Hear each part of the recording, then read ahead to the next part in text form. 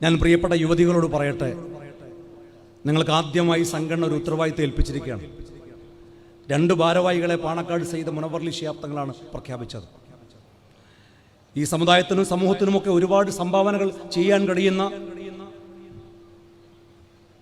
ഒരു വലിയ സമൂഹമാണ് യുവതികൾ. ആ ഉത്തരവാദിത്തം ഏറ്റെടുക്കാൻ നിങ്ങൾ തയ്യാറാകണം. ഏത് കാലത്താണ് ഞാൻ നിങ്ങൾ ജീവിക്കുന്നത്?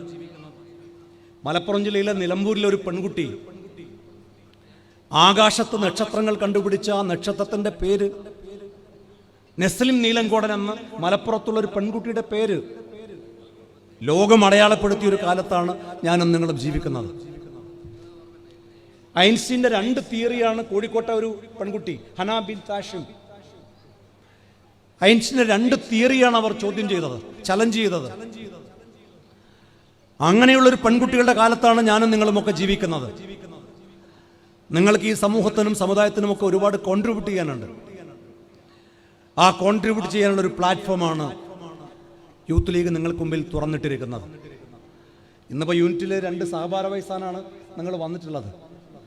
നാളുകളിൽ പുതിയ ഉത്തരവാദിത്തങ്ങൾ ഏറ്റെടുക്കാൻ ഈ സംഘടനയും സമുദായവും ഒക്കെ നിങ്ങളെ പ്രാപ്തമാക്കും.